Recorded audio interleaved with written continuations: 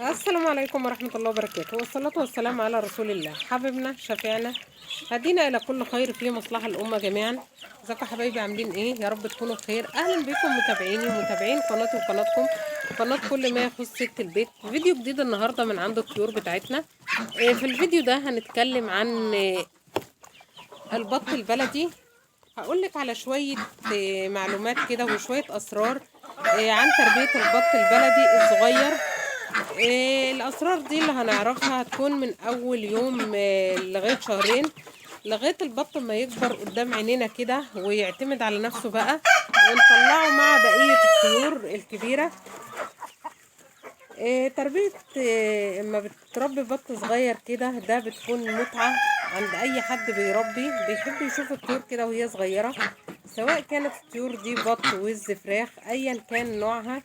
مجرد ان انت بتشوفيها الطيور كده وهي صغيرة، يعني البطة اول ما تطلع كده وتلاقي البط صغير كده وبيبدأ بقى لسه يتعلم الاكل، او بتحط امه معاه، او انت مثلا بتعزليه في كرتونة لوحده او بوكسة، فدي بتكون متعة حلوة جدا ان انت تشوفي البط كده وهو صغير.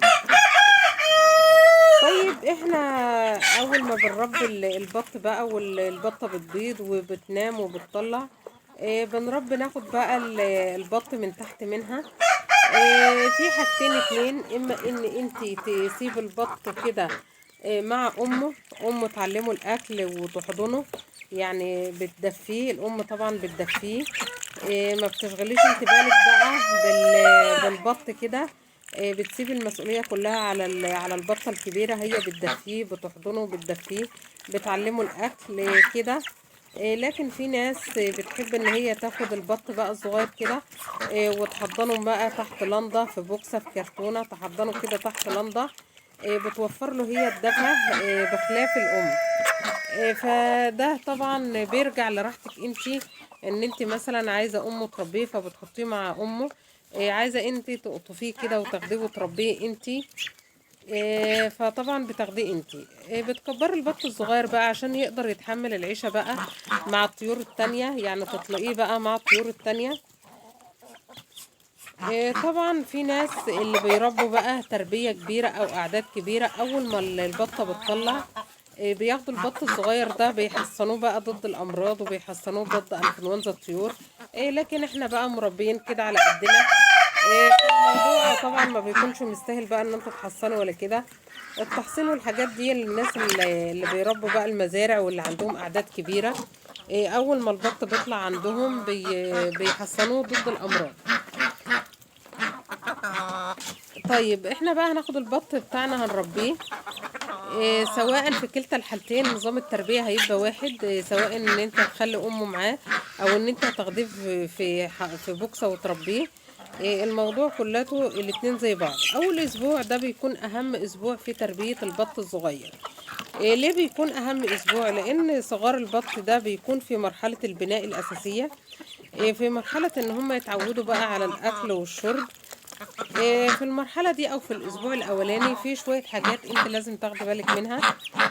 تاخدي بالك ان الاكل يكون نظيف، المية تغيريها قدام البط كل شوية، المكان يكون نظيف. طبعا قلنا درجة الحرارة هتكون معتدلة لو انت بتحضنيه عندك. لكن تحت امه بقى انت ما مالكيش دعوة بالموضوع ده، هي امه اللي بتبقى مسؤولة عنه. بنربيه في مكان مفتوح كده مش مغلق، يعني الاماكن المغلقة دي بتكون وحشة للطيور، الاماكن المفتوحة بتكون حلوة للطيور. اول اسبوع بقى بنأكل البط ايه؟ بنأكل البط علف بادي اللي هو العلف السمسم الناعم ده. ده اول اسبوع. العلف ده في الفترة دي بيخلي البط يكبر ويقف على رجليه. تاني اسبوع بقى ممكن ندخل مع العلف عيش ناشف مطحون، نخلطه كده على العلف لو انت عايزه توفري في التكاليف. لو انت مش عايزه توفري عادي، لكن يعني بدي نفس النتيجه. انت عايزه توفري في العلف، بتجيبي شويه عيش كده وتطحنيهم لو عندك مدشه، وتخلطيهم على العلف وتقدميه للطيور بتاعتك، للبط الصغير بتاعك.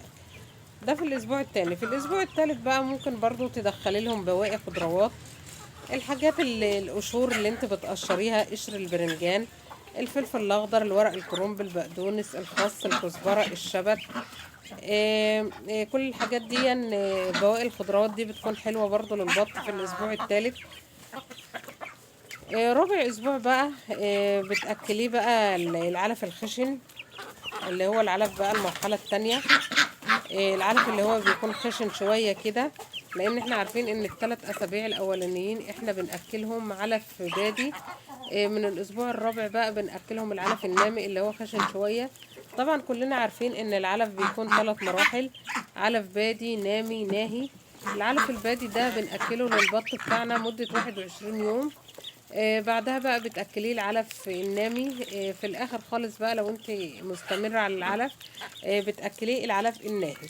لكن انا عن نفسي باكل علف بادي ونامي، وبعد كده بطلق البط زي ما انتم شايفين كده قدامكم بط اهو.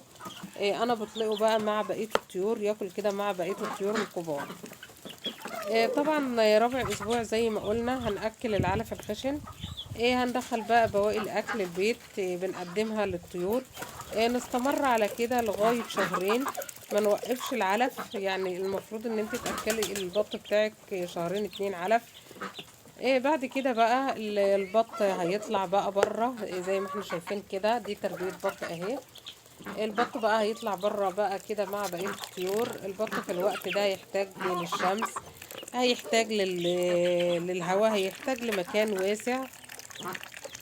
برضو بعد الاسبوع الرابع لو انت مثلا لسه عازلاه لوحده، طبعا كلنا عارفين ان البط بقى اول ما بيطلع كده وبتحوش العلف عنه، بتحسي كده انه بياكل في بعضه كده وبياكل ريش بعضه. يعني بيجي عنده حاجة كده اسمها زي السعار، بينقر في بعضه كده لغاية ما بيجيب من بعضه دم.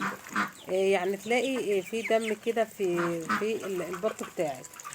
فعشان كده لو انت عايزة تتخلصي من المشكلة دي بعد الشهرين ممكن تأكليهم الشامي ده. هما في الأول هيعصوا عليه، لكن بعد كده هيتعودوا عليه.